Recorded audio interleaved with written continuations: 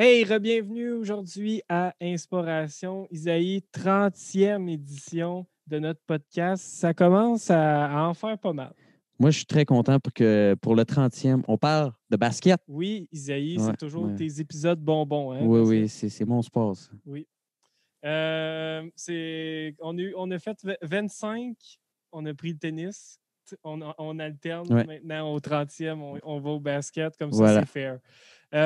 Juste avant de commencer, on va faire notre introduction habituelle. Donc, Drummond Music présente encore une fois le podcast. Oui, on remercie Drummond Music qui nous offre l'équipement audio pour qu'on ait un bon son dans le podcast. Donc, allez les encourager avec les magasins qui rouvrent, les spectacles qui recommencent un petit peu en zone orange. Donc, allez les voir. Ils sont super gentils, super généreux, comme ils ont été avec nous. Donc, Ouais. allez les encourager. Yes. Aussi, avant de commencer, je vous rappelle la version écrite d'Inspiration qui est au www.inspiration. C'est la version écrite, donc on a 7 rédacteurs qui écrivent sur 7 sports différents. Isaïe écrit sur le basket, donc ceux qui aimeront l'épisode, allez lire Isaïe. Des super bons articles qu'il y a eu en banque, qui a eu ses prédictions. Donc, il y a encore des articles qui sont agréables à lire. Comme ça, on va pouvoir voir si Isaïe a fait des prédictions qui s'avèrent Oui. pertinentes encore aujourd'hui.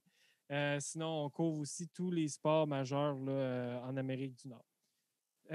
Avant de commencer, Isaïe, est-ce que tu es content qu'on parle de basket? J'étais content, je t'ai senti content de voir qui qu'on allait parler de l'inspiration aujourd'hui. Oui, je suis très content. On parle un peu d'un futur King, un peu de notre épisode avec Xavier. Oui, Oui, je ne me souviens pas le numéro. Mais en tout cas, peu importe. 21. Je suis très content de la personne de qui on va parler aujourd'hui. Yes. Donc, la personne qui vient nous en parler aujourd'hui, c'est quelqu'un qui fait de plus en plus sa niche dans les médias sportifs québécois. Il est animateur au 91.9 Sport. Il a aussi parti plusieurs pages Facebook ou site web, page Facebook / site web sur le sport. C'est quelqu'un qui a aussi son propre site web à propos du basket. C'est vraiment une référence au niveau du basket là, dans les médias sportifs au Québec. Kevin Vallée, bienvenue à Inspiration. Merci beaucoup pour l'invitation. Je suis super content de faire ça avec vous ce soir. C'est nous qui te remercions. Pour vrai, ça va être super le fun. À chaque fois qu'on fait des épisodes de basket, ça dérape tout le temps. Le dernier tiers où on a nos segments, souvent, les conversations s'enflamment. Isaïe fait des prises de position solides. Ah, mais ça reste structuré. Ça reste structuré quand même. Là. On ne va pas partir en peur ce soir. Yes, Là. exact. Donc, Kevin, Donc, moi, pour compenser, j'ai accroché un chandail du Magic dans mon arrière.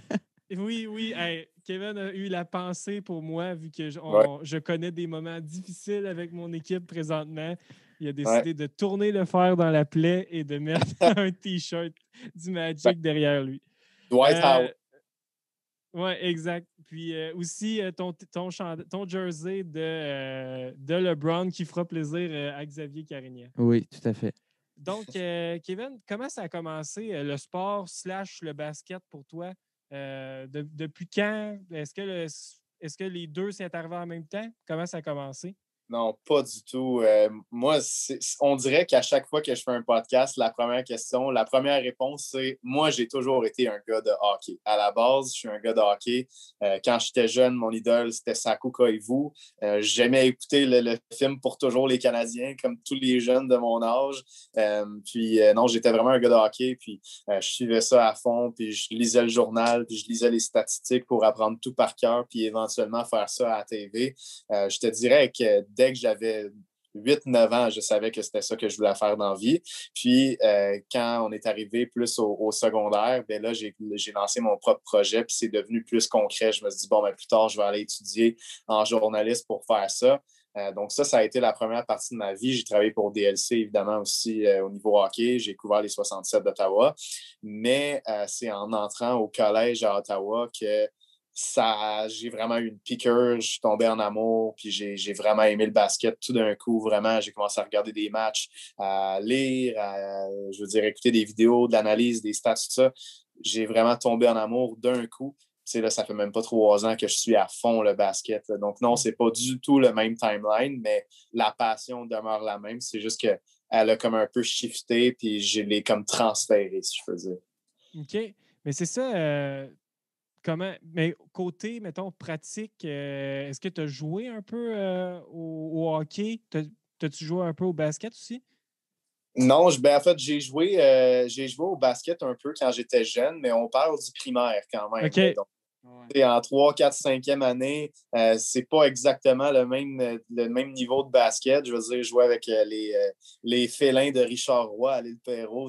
Écoute, on a été triple champion 3 ans de suite. Une dynastie, mais je peux te dire un joueur de basket. J'ai jamais joué compétitif. Puis hockey non plus, même que hockey pendant un bout de ma vie à cause d'une blessure au genou, je pouvais pas patiner. Fait que non, moi, j'ai jamais été un gars pour jouer à des sports. J'ai été plus un gars pour le regarder, je te dirais. Puis tu sais, c'est ça, tu disais, à un moment donné, c'est devenu sérieux, tu as décidé d'aller en journaliste. Est-ce que tu es allé en journaliste pour le sport ou toi, tu es allé en journaliste et tu as fait il arrivera ce qui arrivera? Non, moi, j'ai été en journaliste pour le sport, puis je voulais tout faire mes topos sur le sport parce que je savais déjà que c'est là que je m'en allais, puis j'avais tellement confiance en mes habiletés. Puis moi, à la base, moi, je suis juste un gars vraiment confiant dans la vie, comme j'ai beaucoup d'ambition, puis je pense que j'ai l'éthique de travail, puis je travaille beaucoup pour le backup, si je peux dire. Fait que non, moi, je m'en allais là pour le sport, puis ça a toujours été ça. Il n'y a jamais eu un autre doute dans ma tête. J'ai jamais pensé à faire du culturel ou du politique, ça a toujours été. Quand tu es un tripper de sport dans la vie, en tout cas, moi, mon but, ça a toujours été hey, je vais faire ça de ma vie, je vais me faire payer pour écouter du sport parce que, anyway, c'est ça que je vais faire dans mes temps libres. Fait que c'était ça un peu la base de tout ça. Puis comment. Mais là, tu sais, le basket, ça semble avoir un peu tombé du ciel. Pour toi, cette passion-là, est-ce que tu te rappelles du moment là, y a-t-il un moment que ça a commencé? Un moment particulier, c'est dur à dire. Il y en a eu plusieurs. Je te dirais que le premier moment, puis ça va sembler un peu loufoque, mais c'est quand j'ai acheté NBA 2K19. Je veux dire, je suivais déjà le basket. Je veux dire, j'étais pas complètement inconnu, mais quand j'ai acheté ça, ça a été le premier moment où vraiment j'ai dédié toute une partie de ma journée à quelque chose qui est relié au basket. Évidemment, c'était des jeux vidéo, c'était pas encore concret, mais ça a fait en sorte qu'après une semaine, j'ai fait comme bon, ben là, j'aime ça. Okay, je vais l'écouter à la TV, puis je vais écouter des vidéos dans la journée. Fait que le basket, c'est comme ça que ça a commencé. Puis de commencer à triper sur le basket quelques mois avant le championnat des Raptors, ben, ça a fait en sorte que je l'ai vécu à fond. Puis, tu sais, je l'ai vécu au centre-ville de Montréal aussi. Tu sais, le match numéro 6 en finale, j'étais sur la passerelle sur la rue Peel. Donc, devant mes yeux, j'ai pu voir des milliers de personnes s'exclamer de joie quand les Raptors ont incliné le chrono en fin de match. Donc, ça a été beaucoup d'émotions, même si ça fait pas si longtemps que je suis un gros tripper, mettons. Mais c'est fou comment ce championnat-là des Raptors a changé de quoi au Québec, puis juste au Canada. T'sais, on a une équipe, mais moi, je suis sûr qu'avant que ce championnat-là ait lieu, il n'y avait personne qui avait soit entendu parler des Raptors ou qui avait un certain Kawhi Leonard dans cette équipe-là. Mais j'aime beaucoup l'aspect que 2K ait fait que tu aies connu le basket, mais c'est vrai que quand tu joues à 2K, tu connais un peu les joueurs, les équipes. Là. Oui, ben c'est la même chose à NHL quand on était jeune. Je veux dire, en tout cas, personnellement, là, moi, j'ai passé des heures puis des heures sur NHL 9, sur PS2. Puis c'était un peu comme ça que tu apprenais les joueurs, les salaires et tout ça. Donc, je te dirais que ça a été la base, mais après ça s'est vraiment écarté complètement parce que tu peux pas fier ton opinion sur 2K, on s'entend, là. Mais le premier moment quand on parle de moment marquant, c'est vraiment que le premier moment de ma vie où j'ai dédié une grosse partie de ma journée à quelque chose relié au basket, c'était ça. Mais rapidement, ça s'est transféré parce que dans le fond, à ce moment-là, je venais de rencontrer mon collègue Liam Hood avec qui j'ai parti à l'E-Hoop. Puis lui, c'est un gros fan de basket. Donc, d'être ami avec lui puis de le côtoyer, ça fait en sorte que, veut pas, on écoutait des matchs des Raptors puis on en parlait à l'école et tout ça. Donc, c'est comme ça. Là. C'est ça qui est drôle parce que tu dis, toi, c'était NHL 9, puis tu es 3 ans plus jeune que moi, puis moi, c'était NHL 6 qui a marqué ma jeunesse. Fait que toi, ce serait NHL 10. Sur la Wii. Oui. Non, mais pour vrai, c'est vrai. C'est vraiment C'est vraiment NHL 10? Ouais, pour vrai, oui. Oh my God! Fait qu'il y a un âge fatidique. Fait que ça veut dire que moi, 6, ça veut dire que j'avais 8 ans. Fait que ça veut dire que Kevin aussi, tu avais 8 ans en 2009. Ouais, exact. Puis Isaïe, 8 ans en 2010. Fait que c'est à 8 ans, ça se passe. Si t'aimes le hockey, ça se passe à 8 ans. Oui. C'est exactement. Justement, tu en as parlé, tu viens de glisser ton site web Alley-Hoops. Comment ça a commencé tout ça? Tu sais, comment un jour vous avez fait OK, là, on part un site web de basket, puis c'est probablement, tu sais, confirme-moi si tu sais plus parce que tu as les chiffres de ton côté, mais c'est probablement la plateforme francophone en Amérique du Nord spécialisée en basket la plus regardée. Là. Ouais, définitivement. Puis je pense que c'est pas proche. Là. Je veux dire, Ouais. on est humblement, on a vraiment un très bon following, puis on a des très bons chiffres. L'idée est partie du fait que quand j'aime quelque chose, que ce soit le hockey ou je veux dire, quand j'étais jeune, c'est con, mais j'écoutais les Monster Truck à la télé. Là. À chaque fois que j'étais passionné par quelque chose, que ce soit ça, les animaux, les dinosaures, même à 4 ans, je voulais tout savoir. Puis le sport, ça a toujours été la même chose aussi. Donc, quand je me lançais dans le hockey, il fallait que j'en parle, il fallait que je sache de quoi je parlais. Puis le basket, ça a été la même chose. J'ai voulu vraiment avoir une plateforme pour en discuter parce que ça me rongeait à l'intérieur. Tu sais, j'avais personne nécessairement pour en parler. J'avais pas de plateforme pour écrire. Donc, non, j'ai décidé de la créer moi-même parce que de toute façon, j'avais déjà l'expérience d'avoir géré un blog dans mes plus jeunes années, entre 12 et 15 ans, un site de hockey. Fait que moi, j'avais confiance en ça. J'avais des modèles autour de moi. Passion MLB roulait. Je voyais qu'il y avait une possibilité de faire un site spécialisé. Puis, avec tout ça, puis en étudiant à Ottawa, moi, je me disais vraiment la façon de rentrer dans les médias, c'est de créer ta propre plateforme, puis de créer ta propre identité, puis d'aller sur Twitter, puis de faire tes petites recherches, de faire ta place et tout ça. Donc, c'est pour ça que je l'ai fait de moi-même, parce que je considérais qu'au-delà de vouloir comme donner plus de visibilité au basket au Québec, puis d'exploiter un peu quelque chose qui était vraiment un marché inexploré, il y avait aussi le fait que pour ma carrière, c'était un très, très bon move, puis je savais que ça allait payer éventuellement. Puis aujourd'hui, à Léo, c'est combien de personnes qui travaillent là-dessus? Puis je suis allé faire un tour avant le podcast, puis je connaissais ça aussi. Mais c'est combien de personnes qui travaillent là-dessus? À Léo, puis il y a une douzaine de personnes qui travaillent là-dessus.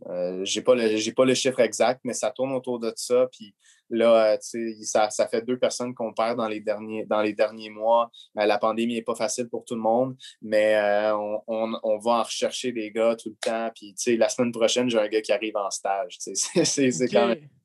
C'est quand même fou. J'en ai un qui a fait son stage d'université aussi l'année passée. C'est malade. Là. On est un média quand même. De voir que les universités et les collèges, ils le reconnaissent puis qu'ils me font confiance pour faire un plan de cours, un plan de stage de 35 heures semaine. C'est cool au bout. Mais non, on est plusieurs à travailler là-dessus. Mais en général, il y a moi qui est à la tête de ça. Puis j'ai 4 gars à mes côtés. On s'appelle le Starting Five, le 5 partants, avec Liam Wood, Manu Villeneuve, William Thériault, puis Alexis Goulet. Ça, c'est mes 4 boys. C'est les 4 gars qui sont là depuis le début. C'est les 4 gars à qui vraiment je fais confiance à 100%. Puis on est tissé serré depuis le début. Puis la pandémie a fait en sorte qu'on n'a pas pu se voir aussi souvent tous ensemble. Mais l'été passé, on s'était fait un petit barbecue. Donc, ça avait fait vraiment du bien. Puis c'est du team bonding. Sinon, ça se fait sur Zoom avec un fantasy draft un peu pompette. Oui, c'est ça. Là, dans une semaine, quelle place en termes d'heures, en termes d'implication que ça occupe ton site web dans ta semaine de travail? Ouf, c'est dur à dire. Concrètement, je ne suis pas bon en maths, moi. Concrètement, là, c'est sûr que c'est une trentaine d'heures. C'est absolument peut-être 25-30 heures, mais le truc, c'est que le temps que je passe, il y a du temps que je passe à faire quelque chose concrètement. Donc, vraiment, écrire un texte, envoyer des courriels, relire des textes, faire des images. Ça, c'est concret. Mais il faut aussi tout le temps coordonner les sujets. Puis, il faut aussi tout le temps s'assurer que tout est beau, puis aller faire des trucs sur les réseaux sociaux. Puis, dans le fond, sur le site, OK, mettons qu'on dit ça de même. Sur le site, ça doit se rapprocher de 20 heures. Mais moi, le basket, je fais ça à temps plein. Fait que dans la semaine, qu'est-ce que je fais? J'écoute des games. j'écoute des games, j'écoute des vidéos, des podcasts. Donc, au final, c'est une quarantaine d'heures solides que je passe sur le basket. Puis ça, c'est en plus de mes autres trucs. Mm-hmm. Justement, je vais prendre la balle au bon. Tu parles de tes autres trucs. Tu travailles au 91.9 Sport. Tu vas être notre deuxième invité en 2 après Anthony Marcotte il y a 2 semaines de Passer Inspiration qui travaille au 91.9. Comment c'est je veux dire, je t'apprends rien qu'à 19 ans, c'est quand même jeune pour occuper une place d'animateur dans une station de radio de cette envergure-là, surtout quand tu as des Georges Larac, des Stéphane Langdo qui sont dans la même station que toi. Comment tu réussis à faire ta place et à ne pas avoir un genre de syndrome de l'imposteur?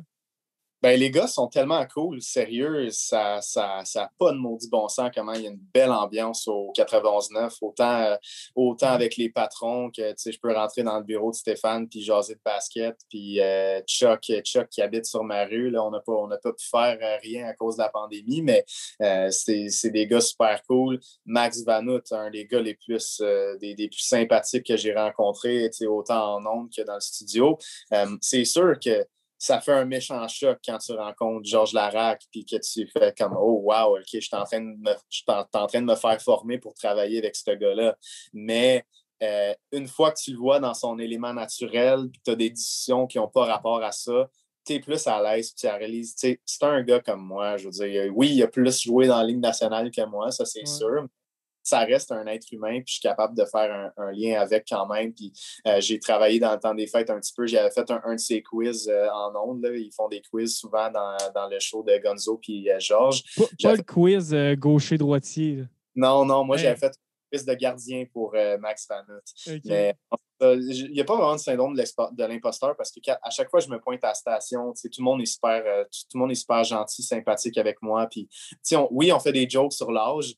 Mais au final, je veux dire, je pense que j'ai quand même fait ma place, puis j'ai prouvé que j'étais capable d'avoir une bonne pensée critique, puis constructive, puis que je suis pas là pour rien. Je pense que c'est ça qu'il faut retenir. Là. J'ai vraiment travaillé fort pour ça, puis c'est quelque chose que je suis extrêmement fier, puis j'y tiens vraiment rigueur de le souligner. J'ai travaillé fort, là, des heures pas payées, j'en ai fait dans ma vie là, de 11 à 18 ans, c'est complètement fou. Puis même encore aujourd'hui, il y a bien des trucs qui ne payent pas. Fait que non, c'est ça. C'est spécial. C'est un méchant bel honneur, tu sais. Moi, quand j'étais jeune, je rêvais d'animer à la radio. Je rêvais d'avoir une émission à RDS. Est-ce que je pensais qu'à 18 ans, j'allais avoir 2 émissions de radio à la plus grosse radio de sport à Montréal? Puis si tu dis la plus grosse radio francophone en Amérique du Nord même, pas en tout du tout. Là. Fait il y a un petit reality check des fois que je suis assis dans le studio, je fais, voyons donc que je suis ici en ce moment. C'est pas un syndrome d'imposteur, mais c'est un syndrome de, hey, je suis rendu là, j'ai fait ma job, puis là, je suis dans une très, très belle chaise. Y a-tu des fois que tu te dis, hey, je travaille pas tout le temps, dans le sens que même si tu ne travaillais pas, c'est ça que tu ferais quand même de tes temps libres, tu sais? Ouais, tu sais, moi, je travaille pas quand je parle de sport à la radio, là. Puis, tu sais, moi, j'ai jamais travaillé au Couche-Tard, j'ai jamais travaillé au Walmart, au McDo, tout ça. Fait que je peux dire, honnêtement, que j'ai jamais travaillé un jour de ma vie parce que je fais ce que j'aime, tu sais. Puis c'est ça la beauté de la chose, puis c'est ça que j'aime à ce point-là, c'est que je me lève le matin, puis c'est pas un effort pour moi d'aller réécouter une game des Bucks, puis c'est pas un effort pour moi d'écouter un podcast de Zach Lowe, puis d'écrire un texte sur Kyle Lowry. J'adore ça, puis ça fait des belles rencontres. Je commence à en faire de plus en plus dans le monde du basket au Québec. Moi puis Charles Dubébret, on est rendus super proches. On se parle plusieurs fois par semaine. On a fait un live Facebook d'1h40 hier. Donc, non, ça amène des belles rencontres, puis non, moi, je travaille pas dans la vie. Je crois pas à ça. Tu sais, tu parles que justement, tu fais des belles rencontres dans le milieu du basket au Québec. Ouais. Est-ce que le fait, si je te pose la question, est-ce que, mettons, le fait que tu n'aies pas joué, que tu n'aies pas, je veux dire, oui, tu as pris part à une dynastie, mais je veux dire, est-ce que le fait que tu n'aies pas joué ou que tu n'aies pas eu une certaine notoriété dans le milieu, est-ce que des fois, tu as l'impression qu'il y a des gens qui te prennent moins au sérieux ou tu n'as jamais senti ça? Non, pas vraiment. Les gens sont super cool. Puis je pense que les gens sont capables de faire la différence entre les médias aussi, puis les joueurs, les équipes, les coachs. Fait que non, tout le monde est super cool. Puis il y a eu quelques événements. Il y a beaucoup de politique dans le monde du basket au Québec. Il y a beaucoup de clans. Il y a beaucoup de clans un peu partout, puis des frictions. Moi, j'en fais pas partie. Je suis au milieu de tout ça, mais je les ressens. Je les ressens autour de moi. Je côtoie ce monde-là. Mais moi, personnellement, non, super cool. Puis, tu sais, quand je parle avec des jeunes de la NCAA, c'est tellement plus facile de faire un lien avec eux. Tu sais, Keyshawn Barthélemy au Colorado, tu sais, des fois, à un moment donné, je me rappelle, je l'attendais pour une entrevue le matin, pre-tape. Puis, tu sais, moi, il est 10 heures au Canada, mais lui, au Colorado, il est 8 heures, tu sais. Fait que je le texte, je l'appelle, il répond pas. Puis là, je le vois, il se lève, il me répond oh yo, sorry bro, je t'appelle. Tu sais, c'est des beaux liens que tu es capable de former. Si on n'avait pas ce rapprochement-là au niveau de l'âge, ça ne serait pas possible. Donc, moi, c'est un aspect que j'aime vraiment beaucoup. C'est qu'en ce moment, je peux côtoyer des gens de mon âge qui jouent au basket collégial, puis bien m'entendre avec certains d'entre eux. Puis, tu sais, comme game respects game, là, tout le monde s'entend bien là-dedans. Donc, non, moi, j'adore ça vraiment. Tu l'as-tu déjà senti, Isaïe, les clans dans le Non, milieu? je suis curieux que tu m'en parles des clans. Qu'est-ce que tu veux dire par clan?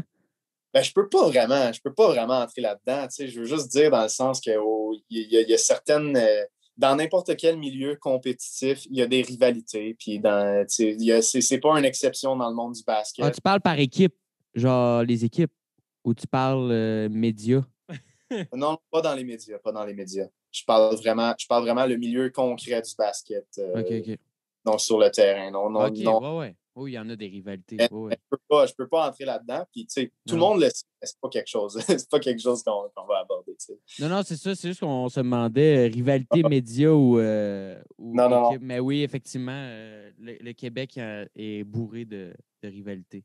Ouais. Parle-nous-en, Isaïe. Non, quand même pas. Pas Ah, de mes rivalités quand même. Comme OK. pousser un peu, les gars, il faut que je branche mon téléphone. Parce que comme je vous ai dit avant d'entrer sur le podcast, j'étais supposé faire ça avec mon ordi. Puis là, mon coloc qui est en live présentement dans le bureau, donc je ne peux pas prendre mon ordi. Puis mon téléphone, 7% de batterie. Donc j'ai juste bougé un petit peu de location. Je vous laisse penser.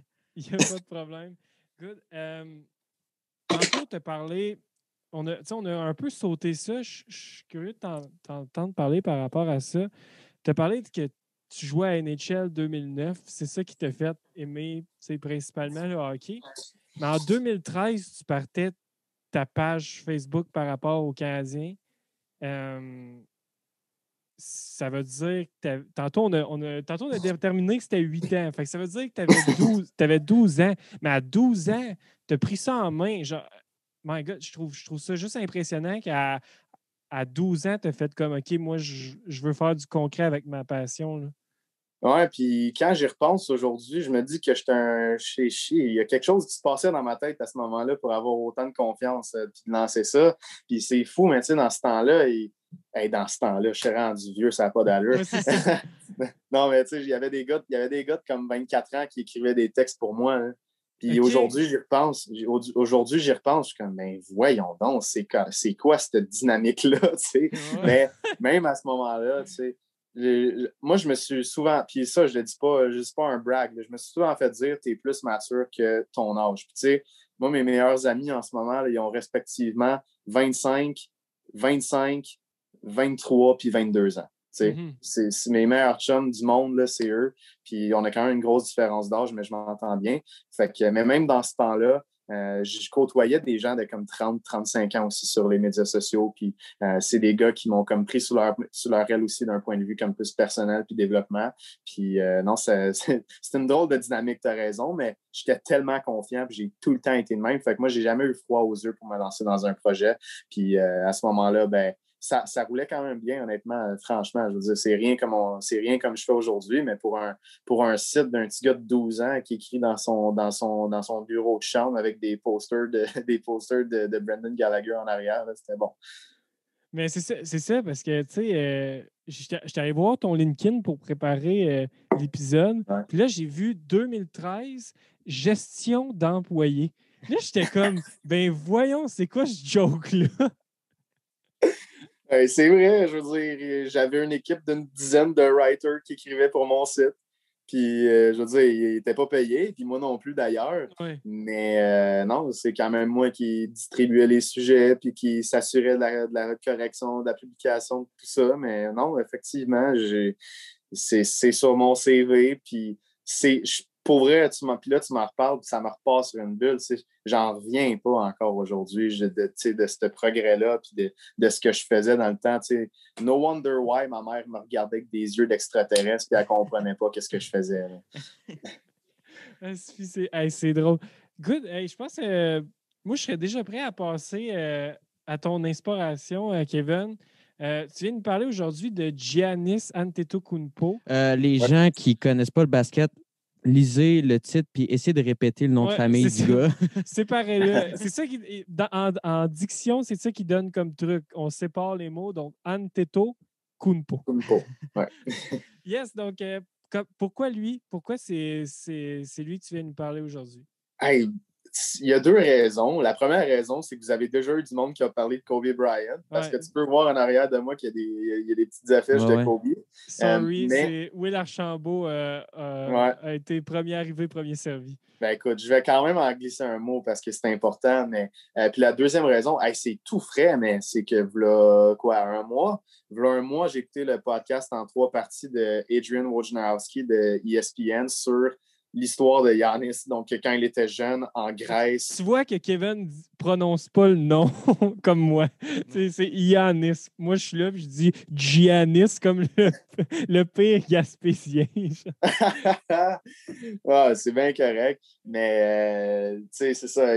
J'ai écouté ce podcast-là. C'est en 3 parties. C'est quand même long, mais j'ai dévoré ça d'une shot en voyant son parcours quand il était jeune. Puis son éthique de travail, à quel point il n'a pas froid aux yeux, lui non plus, puis il a confiance en lui, puis il se développe à tous les jours, puis il travaille pour ses objectifs. Je pense que, justement, à part Kobe, c'est rare qu'on a vu un gars avec une éthique de travail comme ça, puis qui est aussi motivé. Je veux dire, il est arrivé dans NBA comme un popsicle de 6 pieds 8, là, complètement, là, vraiment très frêle. Qu'est-ce que tu veux dire? OK, c'est quoi ça veut dire un popsicle? Parce que très frêle. Moi, faut que tu vulgarises pour ce qui est du basket. Ah non, c'est correct. Mais non, c'est un je sais pas quel autre mot dire. Là. C'est un échalote. Non, c'est parfait. C'est parfait. C'est un peu méchant. Là. Mais quand tu vois les 2 photos de Giannis au début de sa carrière, puis maintenant, c'est rendu un monstre, ce gars-là. Ben non, exactement. Il est arrivé dans la ligue à 6 pieds 8, 200 livres. Là, check qu'est-ce qui est rendu aujourd'hui. C'est un monstre. Là. Donc, non, son évolution est franchement impressionnante. Puis, dans la vie de tous les jours, j'essaie d'avoir comme des modèles justement qui travaillent fort parce que c'est ça que je veux faire, puis je veux comme jamais arrêter, puis faire ce que j'ai besoin de faire pour me rendre le plus loin possible. Puis Giannis, c'est un gars qui, un peu, je ne veux pas me comparer à lui, un peu comme moi, il n'a pas encore atteint ce qu'il veut. Son but, c'est un championnat. Mais il travaille tellement fort. Puis moi, quand je le vois, je me dis, à la façon qu'il travaille, il n'y a aucune façon que je le vois finir sa carrière dans NBA sans un championnat. Puis c'est ça que je veux faire, moi. C'est que je veux que mon travail je fasse tellement de travail que c'est sûr que je vais atteindre mes objectifs. Donc, c'est un peu pour ça, je te dirais. Parce que pour les auditeurs qui nous écoutent, Giannis, il y a 2 MVP en ce moment. Il y a un Defensive Player of the Year. Il y a le Most Improved Player en 2017. Et il y a seulement 26 ans. Ça, j'en suis pas revenu. Ça, j'en suis pas revenu quand j'ai fait les recherches pour le podcast. Là, quand j'ai vu qu'il avait 26 ans, j'ai fait OK, il y a un bug. Là. Moi, dans ma tête, il avait 29-30. Ouais.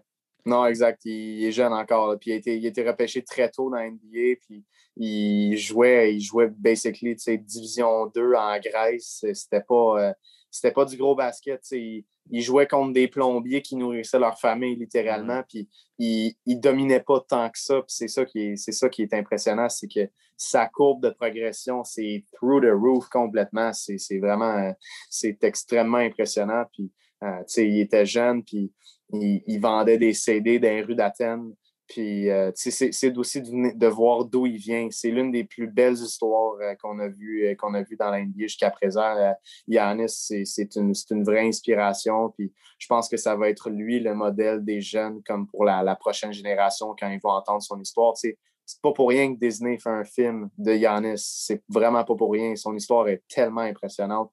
Fait que, quand j'ai écouté ça, ben, c'était le lendemain, tu m'envoies un message pour venir sur le podcast. Il faut que je parle de Giannis. Je suis tellement passionné par ce gars-là récemment qu'il fallait que ce soit lui mon modèle, considérant que Kobe était déjà pris. Ben, allez écouter ça, ce podcast-là. Je vais faire ça, moi, cette semaine, assurément. Ouais. Ben, puis là, tu as parlé tantôt que, selon toi, c'est sûr qu'il finit avec un titre à la fin de sa carrière. Mais là, on ne se cachera pas que dans les dernières années, les playoffs, ça ne marchait pas comme avec les Bucks. Puis pour lui, même, il n'était pas comme dans son MVP, dans son level de MVP de la saison. Tu penses qu'est-ce qui manque pour être un champion NBA? Bonne question. Je pense que c'est peut-être une question de circonstance pour lui. C'est une question de circonstance puis d'aller chercher de l'expérience parce que tu auras beau être un MVP, si tu n'as jamais joué des rondes compétitives de série, à avoir des équipes qui font un schéma pour te bloquer puis pour te contrer. C'est contre les Raptors. C'était complètement fou, la stratégie de Nick Nurse. Il était attendu par Kawhi en haut de la ligne de 3 points. Puis, dans le fond, Kawhi le faisait glisser vers un mur qui était composé de Marc Gasol et Serge Ibaka pour l'arrêter, ou Marc Gasol et Siakam, vous comprenez le principe, là, 2 de ces 3-là. Donc, se faire contrer comme ça, c'est pas pareil. Mais il n'y a pas de raison qu'il ne gagne pas un championnat. Hey, c'est fou. Tu sais, LeBron James, mettons, là, ça fait des années qu'il average comme 27 points, 8 rebonds, 6 passes. Là, l'année passée, c'était 10. Mais tu sais, à peu près dans ces eaux-là. Puis, c'est rendu qu'on n'en parle plus. C'est rendu une normal LeBron stat line. Mais les gars, Giannis, là, en ce moment, il y a une moyenne de 30 points, 12 rebonds et 6 passes. C'est ridicule. Et c'est l'un des meilleurs joueurs défensifs de la NBA. Ça n'a aucun sens comment Giannis est un joueur dominant.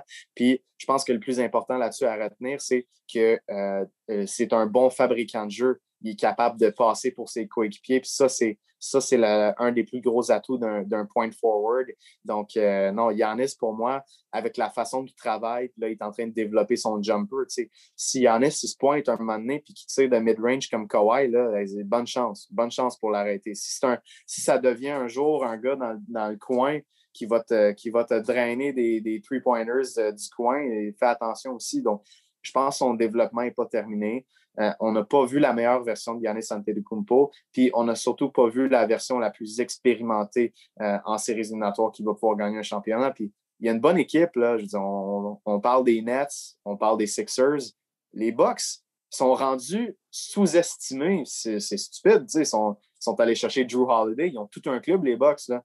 Moi, je les écarte pas du tout de la conversation pour cette année, même que je vais y aller d'un hot take. Moi, je pense que c'est une équipe. Non? Tantôt, le segment, on garde ça pour les prédictions, on garde ça pour... Attends, je l'ai coupé juste au bon moment. Hey, là, le monde sont sur le bout de leur chaise. Oh boy, hein? Mais ouais, on va garder ça tantôt. Tu vas comprendre, Kevin. Tantôt, pendant que tu parlais, puis que tu nous expliquais ta passion pour Giannis, je suis allé regarder le draft de 2013. C'est faible en tabarouette. OK, mais là, on peut rentrer dans l'histoire du draft parce que c'est ça qui est vraiment intéressant aussi dans le podcast de Woj. C'est que, dans le fond, là, Giannis était supposé être repêché par les Hawks d'Atlanta. Les Hawks l'avaient spoté en Grèce, puis ils avaient décidé de le cacher. Donc, eux autres sont allés voir Giannis et ont dit, écoute, nous autres, on le veut. On te garantit qu'on te repêche. Et c'était au 12e ou 13e rang. Et puis, dans le fond, avec ce qui venait avec, c'est que Giannis ne faisait plus d'entrevues avec les autres équipes faisait plus de workout avec les autres équipes, ne donnait pas accès à sa fiche médicale pour faire en sorte qu'il soit repêché par les Hawks. Donc, c'est ça l'histoire qui est fascinante aussi là-dessus, c'est l'aspect politique, c'est l'aspect de hey, on protège Giannis, puis on l'amène à Atlanta, mais il ne faut pas qu'il se promène dans les rues parce que sinon le monde va le reconnaître puis ils vont savoir qu'on va le drafter. Puis ça a été un jeu, tu sais, je pense qu'ils font la narration dans le podcast, puis de 10 à 15, il y a toutes les équipes qui considèrent le repêché. Finalement, c'est les Bucks qui le font. Puis là, je me suis trompé, les Hawks repêchaient 16e. Non, c'est ça qui est fascinant aussi de cette histoire-là. C'est ça, fait que dans le fond... Ils se sont fait voler un rang avant qu'ils le prennent. Ils avaient fait tout leur job pour le cacher aux autres équipes. Mais, puis ça va me trotter dans la tête, là, mais il y a une équipe qui considérait le repêcher au premier rang. Puis c'est pas dans le podcast. Non, c'est pas dans le podcast. Je viens peut-être de m'échapper, là. Mais en tout cas, ça, c'est une information qui vient d'ailleurs. Mais il y a une équipe dans la NBA, j'ai su ça, qui avait Giannis premier sur sa liste. Ce repêchage-là. Mais ce serait Cavaliers parce que c'est eux qui avaient drafté Anthony Bennett. Non, je dis pas que l'équipe qui avait le premier choix aurait repêché Giannis. Je dis qu'il y a une équipe dans la NBA parmi les 30 que s'ils avaient eu le premier choix, le premier sur leur liste, c'était Giannis. Ah ouais. Mais pourquoi tu penses qu'il a glissé autant? Ben, c'est un petit gars de la Grèce qui jouait contre des plombiers, tu sais. Il jouait des deux. Genre, il était dans une situation paumée. Non, mais. Non, c'est bien correct. C'est pas un gars qui jouait, mettons, NCAA, qui jouait au March Madness. Puis qui avait il était mystérieux, là. Ouais, il était mystérieux. Je veux dire, les recruteurs, ils racontent ça, puis ils disent, hey, c'était poussiéreux, les têtes de lui. Okay. Il fallait que tu te plisses les yeux pour checker un peu de quoi il avait l'air. Puis même là, il ne dominait pas à 100%.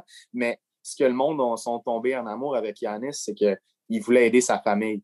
Puis lui, il disait, moi, j'arrive dans NBA puis je donne tout mon argent à ma famille. Puis il voulait tellement réussir pour nourrir sa famille, pour leur donner une belle vie. Il y avait une motivation qui était vraiment là, puis tu le voyais que le kid était spécial. Puis c'est pour ça que les équipes qui ont eu la chance d'y parler l'ont considéré très haut, mais non, en général, c'est principalement pour ça, parce que sinon, les équipes le considéraient tous, je pense, mais il y avait un aspect très mystérieux puis très risqué de le repêcher très haut. Tu auras beau avoir un gars numéro 1 sur ta liste, ça prend du guts, hein, tabarouette pour repêcher Giannis Antetokounmpo, c'est top 10, mettons, dans ce repêchage-là. Mm-hmm. Non, je comprends. Je comprends, mais c'est juste que... Mais est-ce qu'on peut comparer ça un peu à une version plus poussée de ce qu'a vécu Luka Doncic? Giannis, comme on a dit, il sortait des deux en Grèce. Puis Luka Doncic, c'était déjà genre l'un des meilleurs joueurs à avoir joué dans l'histoire en Europe. Cette situation-là est différente. Il sortait de la EuroLeague avec un MVP puis un championnat. Non, ce gars-là, tu le voyais déjà. Il a glissé pour des raisons que j'ignore complètement. Je veux dire, non, c'est ça. Doncic était spécial. Giannis, dans ce temps-là, t'avais beau dire, il va devenir un bon joueur. Il a les outils pour avoir du succès. Hey, t'imaginais pas un two-time MVP puis un gars qui gagnait le DPOY, là, loin de là. Puis en parlant d'MVP, son MVP, il a quand même été un peu controversé l'année passée. On parlait beaucoup de le donner à LeBron James. J'aimerais avoir ton avis là-dessus. Qui méritait? Parce que là, tu as quand même un jersey de LeBron James sur toi. Fait que je me dis que tu as peut-être un petit penchant aussi sur LeBron. Qui méritait le MVP l'année passée? Mon jersey, c'est purement décoratif, tout simplement. Non, Giannis méritait l'MVP, vraiment. Okay. LeBron, ce qui est fou, puis j'en parlais avec Charles Dubébret une couple de semaines, il y a quelqu'un qui a dit, puis j'ai trouvé ça super intéressant, LeBron devrait gagner le MVP à tous les ans. Mm-hmm. Il devrait le gagner, depuis le dernier qu'il a gagné avec Miami, il devrait tous les gagner, mais depuis son MVP à Miami, il n'y en a pas un qui aurait mérité par-dessus celui qui l'a vraiment eu. J'ai trouvé ça intéressant. Je pense que c'est vrai dans une certaine mesure. Il y a certains MVP vraiment qui étaient tout simplement meilleurs que lui, mais c'est parce que la signification du trophée n'est pas la même que, mettons, le titre. Donc, Most Valuable Player, c'est le gars qui a le plus de valeur. Mais quand LeBron James quitte Cleveland, puis que Cleveland devient une équipe de loterie qui repêche dans le top 3, ça te montre-tu à quel point c'est un méchant bon joueur parce qu'il était en finale l'année d'avant. Donc, le meilleur joueur, le most valuable player depuis des années, c'est LeBron James. Ça, il n'y a aucun doute là-dessus. À tous les ans, ça devrait être LeBron James. Mais c'est pas comme ça que les médias le voient. Il faut plus que tu le vois comme le most outstanding player. C'est le gars dans la saison qui a eu le plus d'impact sur son équipe, qui a eu la plus grosse saison statistique. Puis dans ce cas-là, oui, c'est légitime que Giannis Antetokounmpo ait gagné le MVP. Je pense que c'est justifiable. Puis juste en finissant là-dessus, il y a une théorie qui est très bonne que les MVP shares devraient être beaucoup plus popularisés dans le sens qu'il y a une année où, tu sais, LeBron va gagner 40% des votes pour le MVP, mais son nombre de MVP n'augmente pas. Tandis que quand tu vas voir les MVP shares, donc le pourcentage total, disons, de votes que tu as reçus dans ta carrière, bien là, LeBron est évidemment des meilleurs. Tandis que tu as des gars comme Steve Nash qui l'ont gagné 2 fois.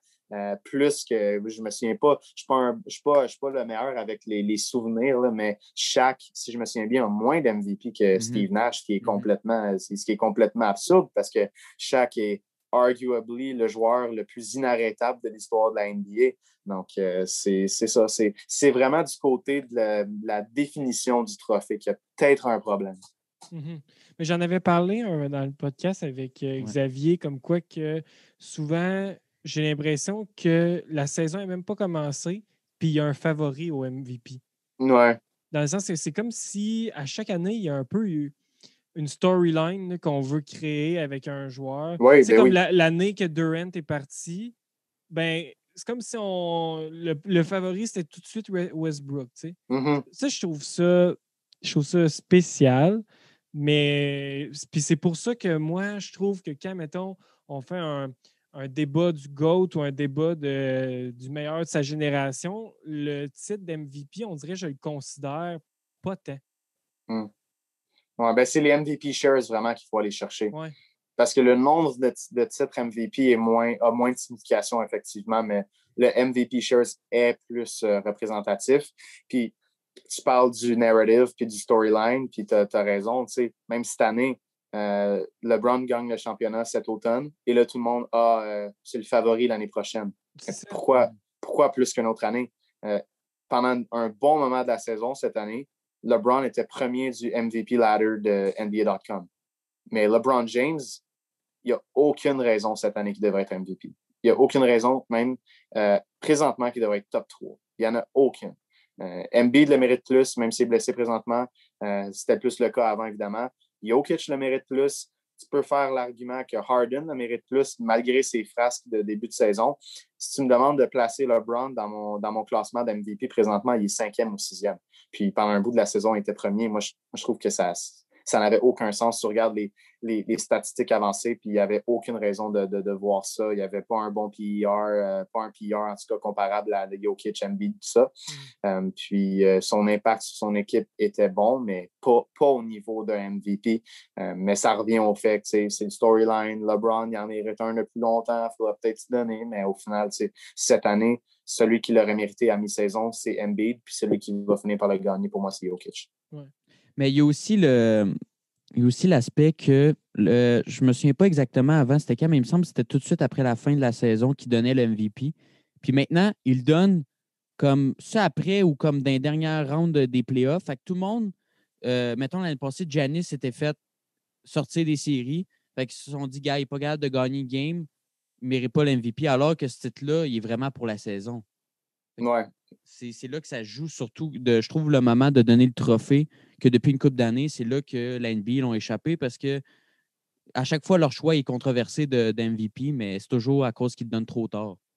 Non, je suis très d'accord. Là. C'est une question de narrative. Puis il y a aussi le voter fatigue dans le sens que cette année, pour moi, Giannis mérite peut-être tout autant l'MVP que Jokic, mais les gens qui votent ne veulent pas donner un 3e MVP de suite à Giannis parce que je ne les ai pas devant moi, mais c'est qui les autres dans l'histoire qui ont gagné un MVP 3 ans de suite, pardon.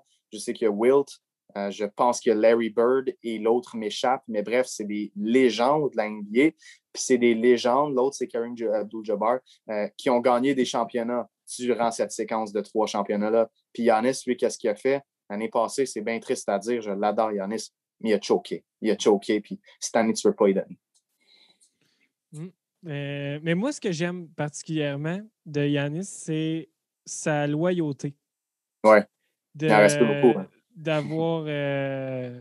D'avoir décidé de rester à Milwaukee. Comment tu as trouvé ça, ce move-là? Ben moi, il n'y a jamais eu un doute dans ma tête qu'elle allait signer à Milwaukee. Jamais.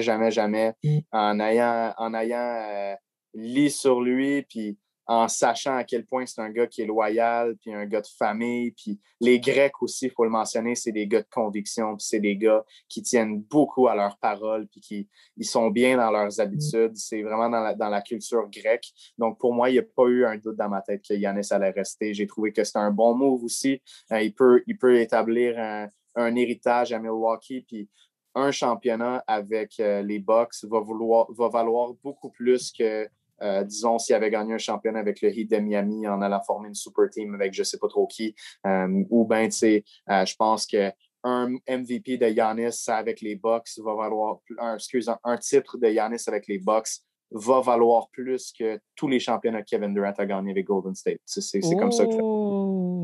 Les flèches. Ben, j'aime beaucoup Kevin Durant. C'est un de mes joueurs favoris de la NBA. Je pense que en ce moment, c'est l'un des gars les plus inarrêtables. Puis j'aime les Nets, moi. Moi puis Max au 91-9, on se lance des flèches là-dessus parce que lui, il déteste cette équipe-là. Okay. Moi, j'aime bien les Nets. Je trouve que en ce moment, James Harden, pour moi, c'est le meilleur joueur de la NBA. J'aime beaucoup ce que je vois de cette équipe-là. Puis, non, j'aime beaucoup les Nets, sincèrement. Mais non, Kevin Durant, c'est au-delà de ça. Même s'il gagne un championnat avec les Nets, ça va être cool. Ça va être l'une des meilleures équipes d'histoire. Mais un gars comme Giannis qui va le gagner, pas à lui tout seul, mais avec une équipe moins forte, ça vaut beaucoup. Oui. Moi, je me rappelle quand on avait fait le podcast avec Xavier, j'avais dit que si Harden allait trade aux Nets, en formant le Big Trade avec Kyrie puis Kevin Durant, j'avais dit que ça allait imploser. Il y avait trop d'ego. Mais pour vrai, j'en doutais moi aussi. Ils sont tellement souvent blessés un et l'autre où tu sais, Kyrie, il décide de ne pas jouer parce que Kyrie pas prend du bon un pied, encens sur le bord du terrain puis il fait brûler des chandelles. Là. N'importe quoi. C'est ça. Ben, je me dis, il y en a tout le temps, on dirait qu'il y en a tout le temps un qui ne joue pas, puis j'ai l'impression que ça leur sert.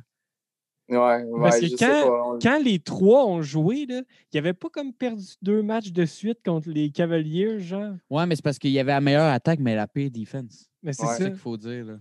Ben, le truc, c'est que les Nets, puis c'est ça que je mentionne souvent, c'est que même si on a eu des lacunes défensives, ça va se régler éventuellement un petit peu. Ils ne vont pas être éternellement la pire défensive de l'histoire parce qu'à un certain point, c'était ça.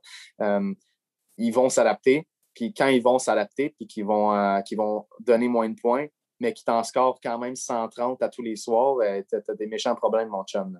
Oh, ouais. Mais c'est que Harden, il a aussi pris un autre rôle. Tu sais, il y a encore un scoreur puis tout, mais j'ai l'impression qu'il joue moins l'isolation tout le temps. Là. Il a changé son jeu de A à Z. Il est devenu le meilleur distributeur de ballons de la NBA du jour au lendemain. Avant, c'était un gars qui prenait beaucoup de free throws puis qui allait chercher la faute puis il plantait vers le panier. Puis là, il a changé. Il tire encore de 3 points.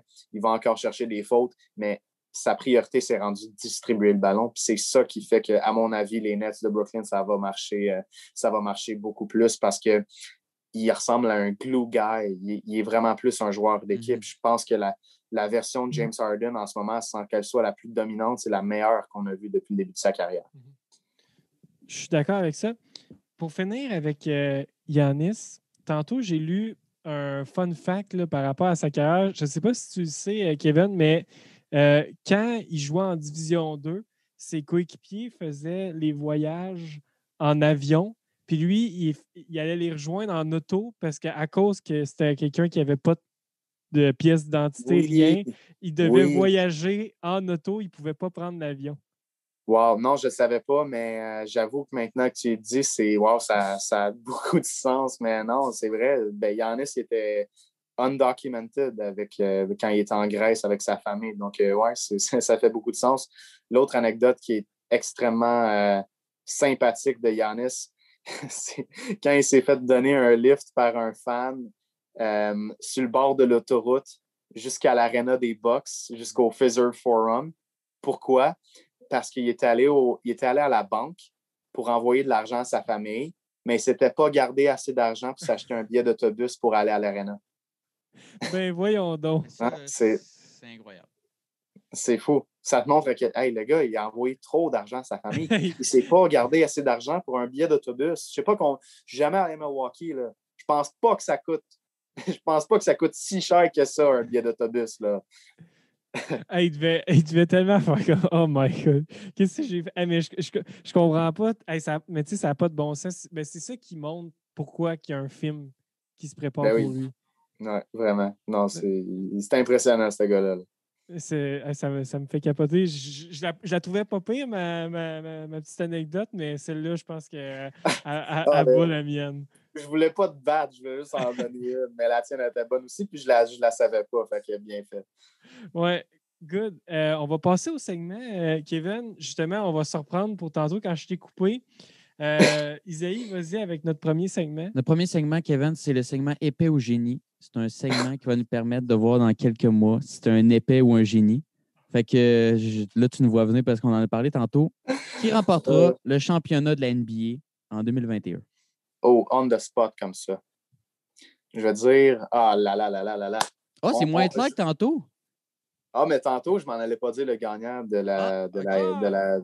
du championnat. Je m'en allais dire qu'à mon avis, c'est une équipe de l'Est qui va gagner. OK. On the spot comme ça. On va les évaluer à voix haute. Comme ça, je vais avoir le temps de les évaluer parce que je trouve ça dur de faire une analyse comme ça à ce temps-ci de la saison. Dans l'Ouest, on t'écoute. Dans l'Ouest, c'est évident que les Lakers sont les favoris. Puis je pense qu'il ne faut pas trop y penser. Même s'il y a quelques problèmes, tu arrives en série, LeBron James fait sa petite affaire, Anthony Davis fait la même chose. Ça va fonctionner à mes yeux. Mais dans l'Est, les Nets sont l'équipe la plus dominante de l'histoire offensivement. Puis ça, c'est vraiment pas à prendre avec des pincettes. Puis ça n'a aucun sens comment ils ont aussi un bon supporting cast. T'sais. Ils ont Blake Griffin qui vient d'arriver, qui a dunké pour la première fois de 2019. Dans le fond, il a tout bamboozled la ville de Détroit pendant 2 ans en dunkant pas. Joe Harris, tout un joueur de support vraiment pour cette équipe-là. DeAndre Jordan fait bien sa job.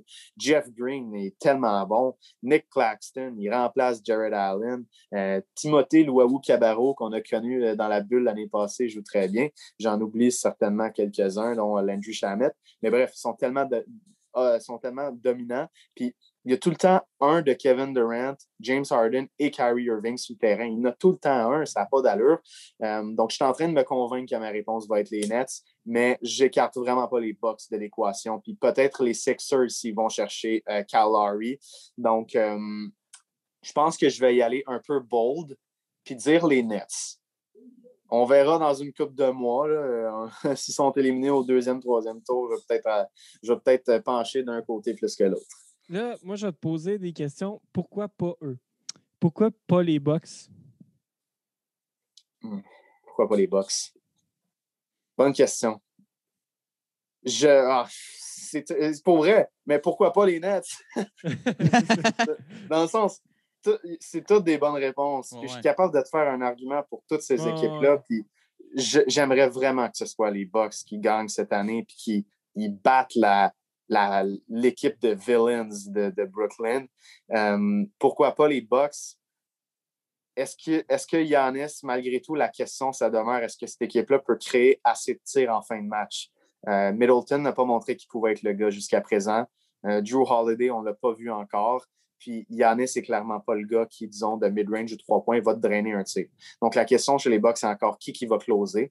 Puis, par contre, une chose que je veux dire, c'est que les Bucks, présentement, sont plus préparés pour les séries qu'ils l'étaient l'an passé parce qu'ils sacrifient des victoires en saison régulière pour former un style de jeu présentement qui est beaucoup plus adapté aux séries. Donc, je pense que les Bucks sont définitivement dans la même catégorie que les Nets cette année. OK. Bon, prochain, pourquoi pas eux?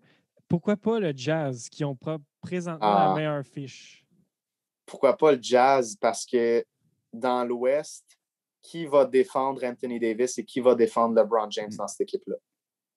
C'est ma question. Rudy? Rudy. Oui, mais Rudy, c'est pas un gars de périmètre. C'est pas un gars qui va être capable d'aller défendre Anthony Davis à la ligne de 3 points. Il n'est pas autant de. Il est pas aussi bon en vitesse latérale. Il est très bon, mais tu sais, OK, peut-être que, mettons, Rudy défend Anthony Davis, mais qui défend LeBron James? Ça, il n'a pas de réponse. Okay.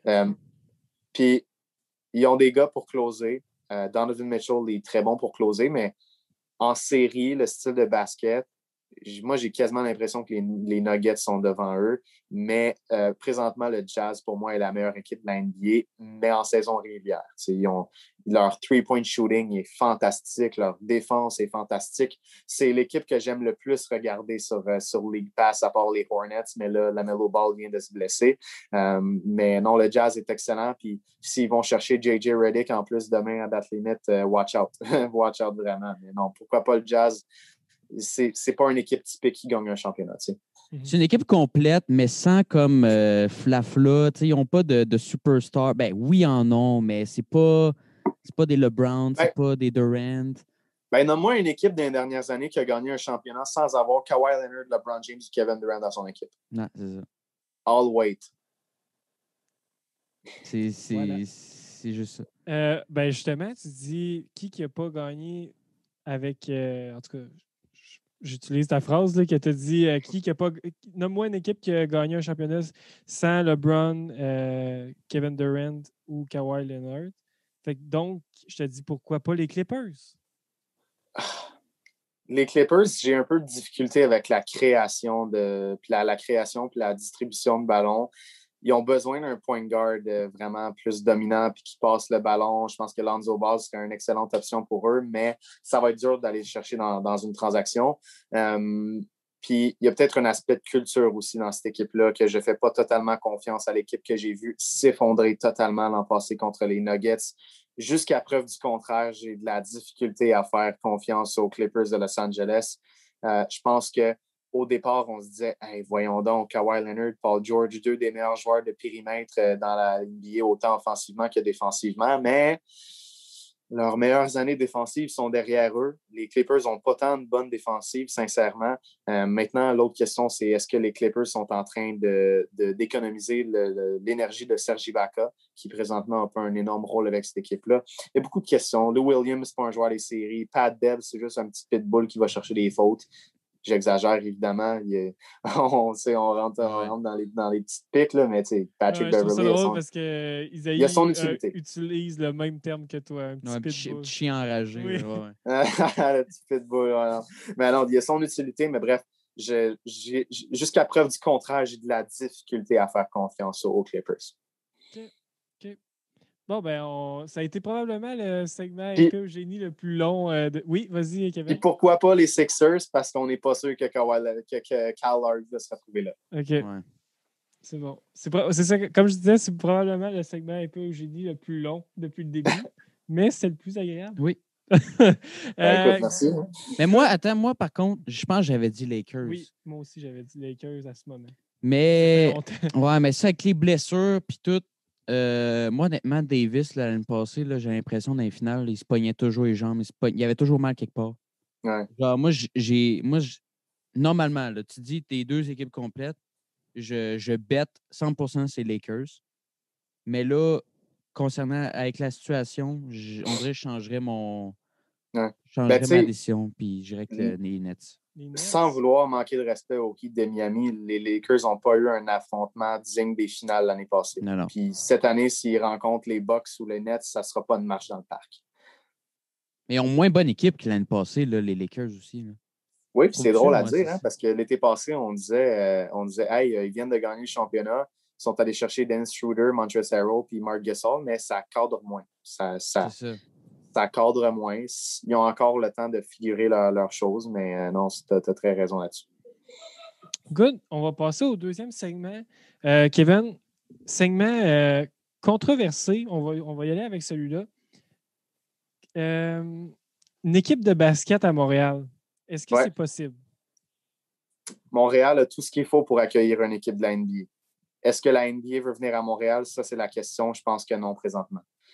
C'est bien triste à dire. Puis dans les dernières semaines, derniers mois, j'ai fait pas mal plus de recherches là-dedans. Puis, il faut comprendre que Montréal ne viendra probablement pas par une expansion. Pourquoi? Parce que Seattle, Las Vegas et Mexico ont probablement une avance aux yeux de la NBA.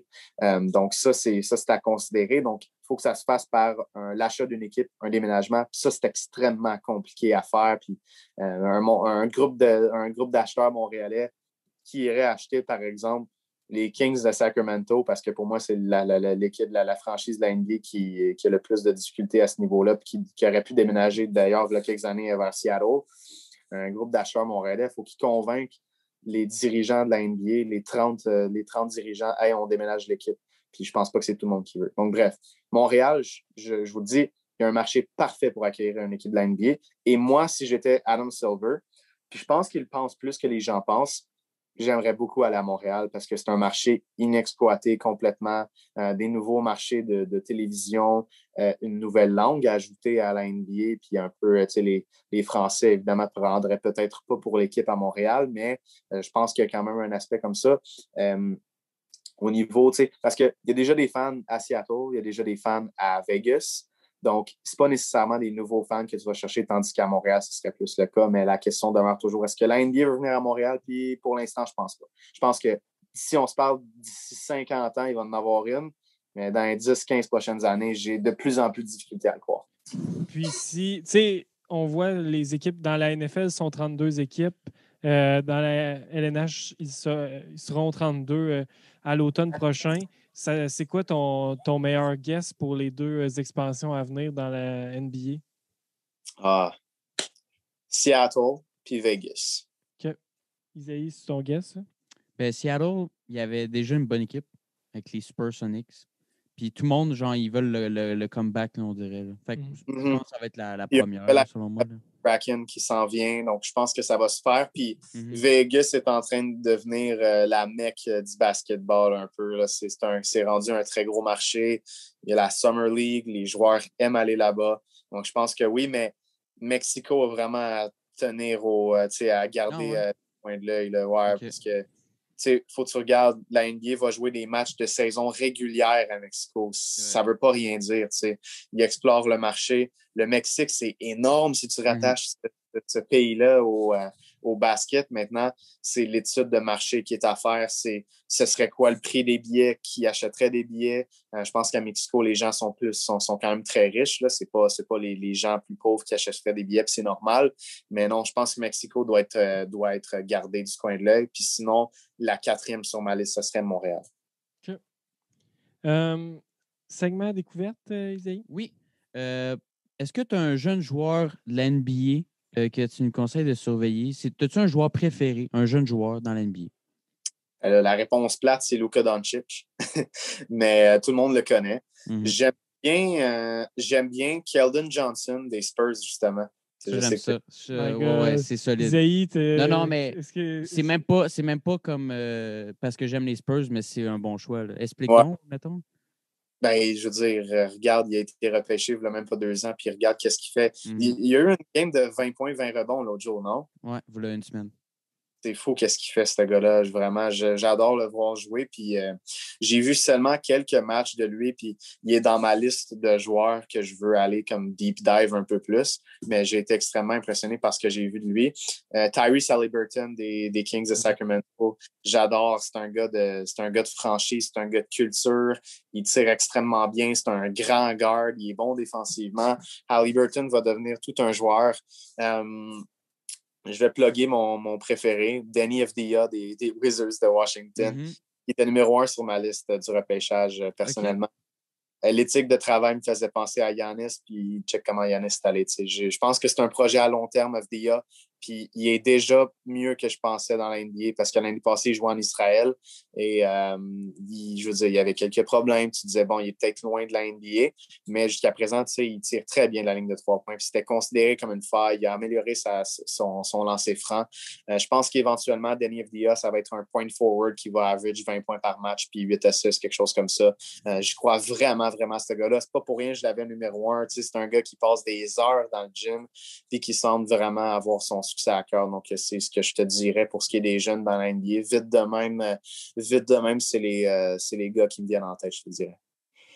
Moi, je suis triste de ne pas entendre le nom de Cole Anthony. Mais bon. Ben, il n'est pas payé, Cole Anthony, là, mais il n'était pas en première ronde dans mon scouting report. OK. Oh mon Dieu. Ça le calvaire du Magic se poursuit. Peut-être qu'il l'était, mais en tout cas, il était vers la fin plus. OK. Good. On va terminer avec un segment actualité. J'ai un sujet, je vais te laisser, Isaïe, commencer avec le sujet qu'on s'est parlé juste 5 minutes avant que tu rentres dans la réunion Zoom. Kevin, on s'en est parlé, puis on s'est dit, hey, au lieu d'en parler tout de suite, on va attendre de joindre Kevin à la discussion.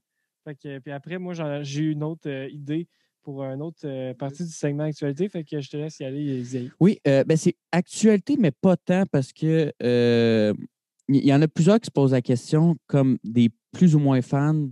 Zion, Mm-hmm. Je suis content. y es-tu bon? Je suis content que tu m'en parles. Je suis tellement content. OK, regarde, moi, avant le repêchage de Zion, on regardait ça, moi et un de mes amis à Ottawa, puis on se disait, tu sais, il est bien bon, Zion, il dunk, mais il joue quelle position dans la NBA? Il est-tu trop petit pour être power forward? Il est-tu trop petit pour être small forward? Il est-tu trop gros puis pas assez rapide pour être small forward? C'est un garde, Zion Williamson. C'est rendu un gars qui distribue le ballon puis c'est lui qui a le ballon dans les mains durant les pick and roll. Moi, je l'aime beaucoup, Zion, sincèrement, de plus en plus. Je pense que ça va être justement un garde, un point forward, un gars qui va avoir le ballon entre ses mains, puis qui va le distribuer, puis qui va être capable d'aller chercher des passes. Il a un bon skill. Il y a des handles en entrée de zone qui sont complètement folles. Non, il est très bon. Puis, au mois de février, Zion avait une moyenne de 20 points par match. Wait for it. In the paint. Juste à moins de 3 pieds. C'est complètement ridicule. Puis à quel âge, Zion, les gars?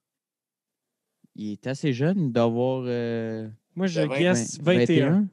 Il y a 20 ans, Zion. Ouais. Je pense que tu as raison, 21. Ça ne doit pas faire longtemps. Ouais. Parce qu'il me semble qu'il était plus jeune. Il y a 20 ou 21 ans. Mais là, il average 25 points. Genre, c'est parce qu'en fait, c'est qu'on n'entend pas beaucoup parler. Il y a comme plus le hype qu'il y avait. Mais non, c'est rendu la Melo Ball.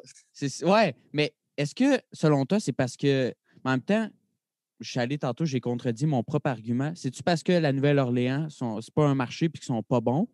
Mais si on compare, mettons, LeBron, Cleveland, il était pas bon non plus quand il est rentré, puis pourtant, il y avait le hype encore. Qu'est-ce que tu en penses maintenant? Je comprends pas pourquoi on parle pas plus de Zion cette année, sincèrement. Je sais pas, on s'est peut-être tanné l'année passée des 90 000 highlights par soir de ESPN, puis pendant le March Madness avec Duke, puis au secondaire, on s'est peut-être tanné du hype. On a peut-être passé trop vite à la Melo Ball, qui est rendu le nouveau chouchou d'ESPN et des Highlights Machine, même si j'adore la Melo Ball, même si je ne l'aimais pas avant le repêchage.